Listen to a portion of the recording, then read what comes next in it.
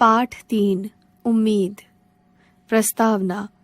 प्रस्तुत पाठ में भारत के वीर बलिदानी सैनिकों के बारे में बताया गया है, जो भारत की सीमा पर तैनात होकर हमारी रक्षा के लिए सदैव तत्पर रहते हैं। देश की सुरक्षा की जिम्मेदारी इनके कंधों पर है।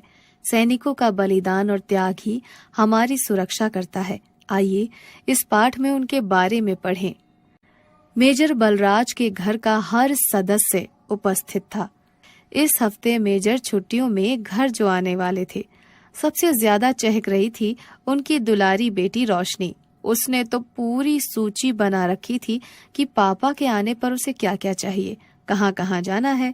हमेशा की तरह रात के खाने के बाद पूरा परिवार समाचार देखने बैठा। समाचार सुनकर सबके पैरों तले की जमीन खिसक गई। सीमा पर दुश्मनों के औचक हमले और मेजर बलराज के लापता होने की खबर थी। सब अवाक थे। दादाजी ने रोशनी को कमरे में भेज दिया। सबके मन में उथल पुथल मची थी। अगले दिन सुबह सुबह रोशनी ने दादाजी से पूछा, आप भी तो सेना में थे, आप बताइए ना, क्या पापा कभी लौट कर नहीं आएंगे? सेवानिवृत्त कर्नल दादाजी ने रोशनी को अपने पास बैठाया और बोले, बेटा, तुम्हारे पापा भारतीय सैनिक हैं। भारतीय सैनिक हमारे देश की आन बान शान होते हैं। ये किसी से डरने वाले या किसी के सामने झुकने वाले नहीं होते। ये आत्मबल और आत्मविश्वास से भरे होते हैं। इनके पास यदि अस्त्र शस्त्र खत्म भी हो जाए तो भी ये दुश्मनों पर कहर ढाते हैं। जब ये सरहद पर होते हैं तभी हम अपने अपने घरों में चैन की नींद सोते हैं। इनके बिना हमारे देश का कोई अस्तित्व नहीं है।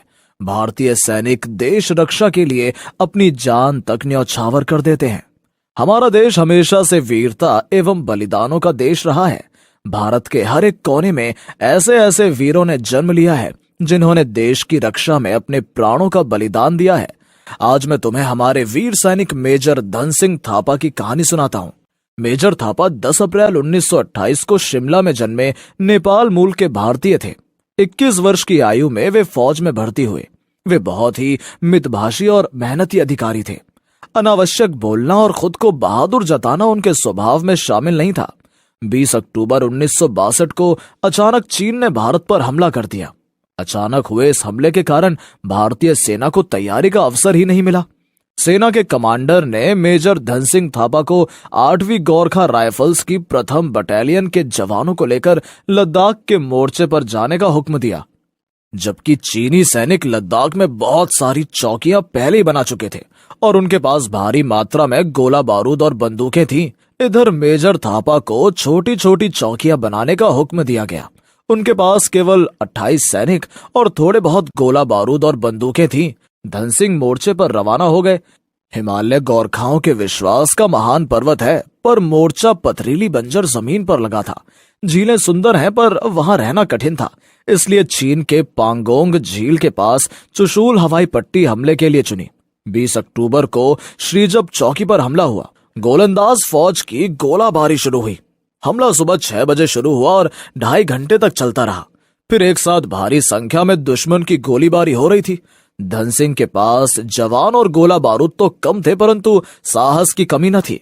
मेजर थापा ने ऐलान किया, 1 गोली 1 सैनिक 1 दुश्मन। उनका हौसला साथियों को भी ताकत दे रहा था। फिर गोलियां खत्म हो गईं, साथी गिरते गए। 3 साथियों के साथ थापा ने मोर्चा संभाला। घायल हुए और लड़ते रहे। उन्हें काबू में करने के लिए चीनी सैनिकों को एड़ी चोटी का जोर लगाना पड़ा। आखिर वे दुश्मनों के द्वारा बंदी बना लिए गए। दुश्मन ने उन्हें तरह तरह के कष्ट दिए। पूछा, भारतीय फौज कहाँ है, कितनी है, कौन कौन से हथियार उनके पास हैं? पर फौलाद धन सिंह ने जुबान नहीं खोली। जुल्म सहते रहे। वे न यातना से डरे न प्रलोभन से डिगे। जब वे अपने वतन लौटे तो उन्हें बहादुरी के लिए परमवीर चक्र का सम्मान मिला। वे मेजर से लेफ्टिनेंट कर्नल के पद तक पहुंचे। पदमुक्त होने के बाद लेफ्टिनेंट कर्नल थापा ने सहारा एयरलाइंस के निदेशक का पदभार संभाला। यह कहानी सुनकर रोशनी की आंखों में चमक आ गई। सच दादाजी, तो क्या पापा भी लौट आएंगे? हाँ हाँ, बिल्कुल आएंगे। फिर बहादुर पिता की बहादुर बेटी उम्मीद के साथ स्कूल के लिए तैयार होने चल दी। संकलित। हमने क्या सीखा? हमें हर परिस्थिति में साहस का परिचय देना चाहिए। और अपने देश के वीर सैनिकों पर गर्व होना चाहिए।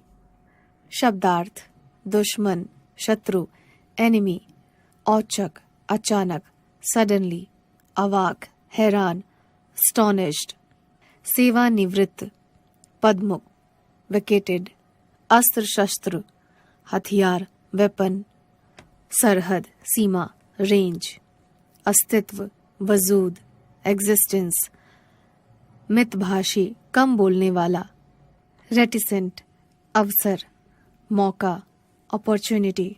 बंजर, अनुपजाऊ, इनफर्टिलिटी, हमला, आक्रमण, अटैक।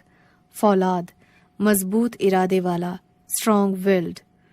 जुल्म, अत्याचार, टॉर्चर, यातना, कष्ट।